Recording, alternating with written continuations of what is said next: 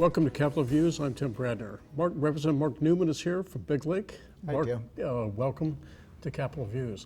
Mark, you are a veteran legislator, and you've served both over the years in both the majority and the minority. You were co-chair of House Finance Committee, so you've seen a lot down here.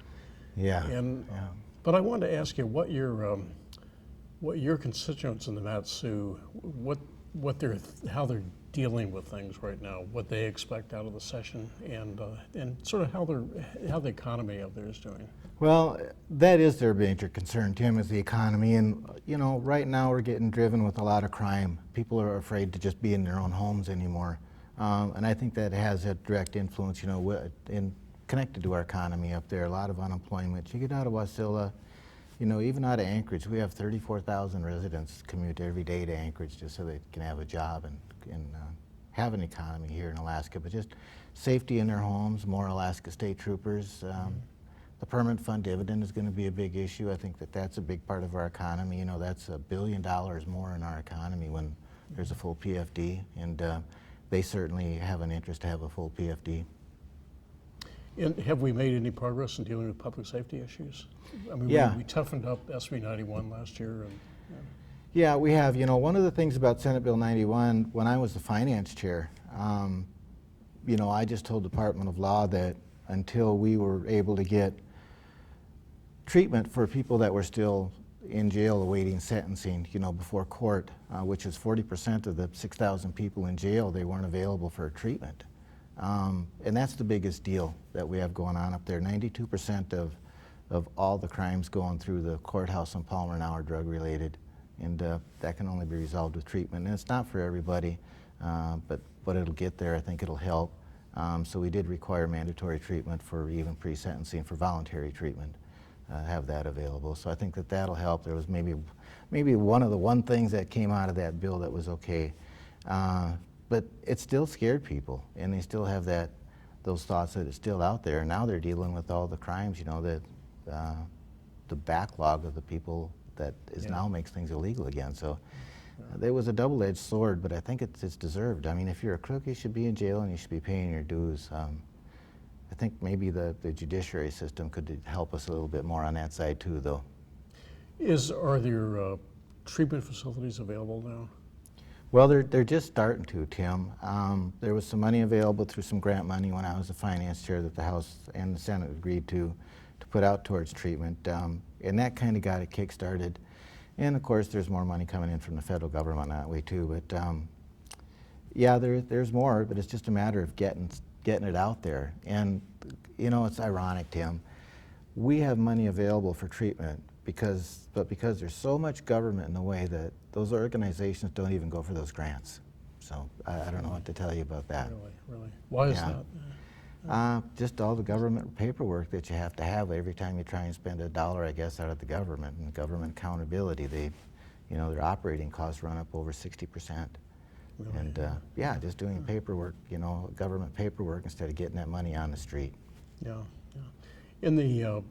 Would these be drug-related, alcohol-related, or both? Or I suspect probably mostly drugs, but alcohol, and of course that affects all the departments within the state, all the way from Alaska State Troopers at public safety and courts, law, health and social services that have to deal with the children that are involved in those cases. Mm-hmm. So it affects a whole large part of our economy and our government costs.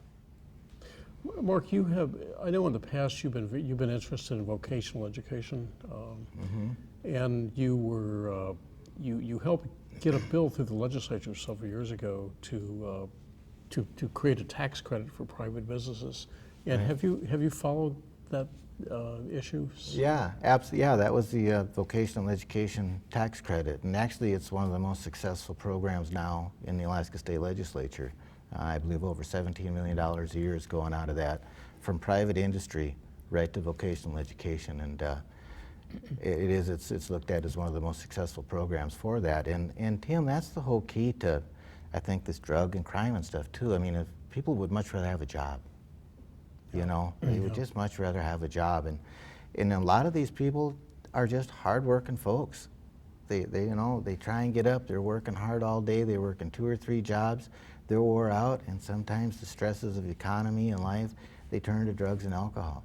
Or they lose their job because of the economy, and they turn to drugs and alcohol. And it's just a snowball. There's the best cure that we can have for Alaska right now is jobs. Turn our resources into jobs. I think Governor Dunleavy's on the right track there.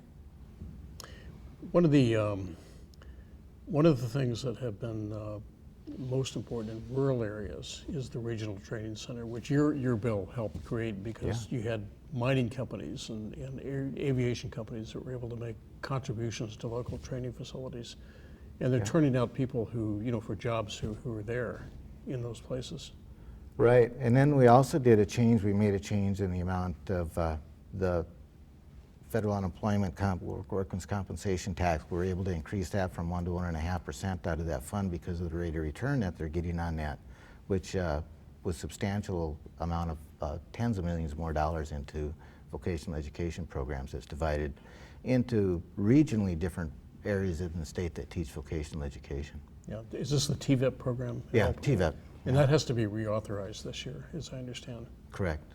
Yeah. Do you think it's going to be a slam dunk?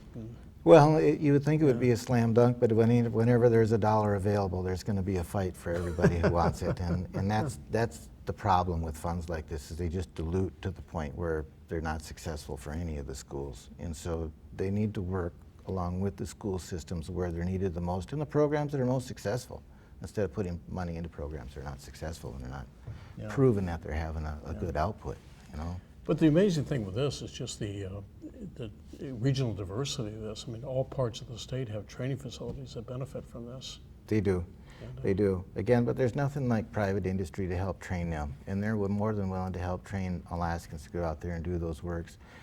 We just got to have those opportunities available for industry to turn these resources into jobs. And Tim, you've heard me talk about that for the 15 years, that we've always talked, and that's how we should be running our economy, off of the royalty share that we get and the corporate taxes that are earned when companies make profits in Alaska. And there's not a place in the world that would not love to have the resources that we have right here in Alaska. We just got to get them out there in the market. We got to turn them into jobs. Yeah. Well, Mark, thank you for joining us. We're out of time, but this is Tim Bradner. Thank you for joining us on Capitol Views. And thank you all for watching this and being informed.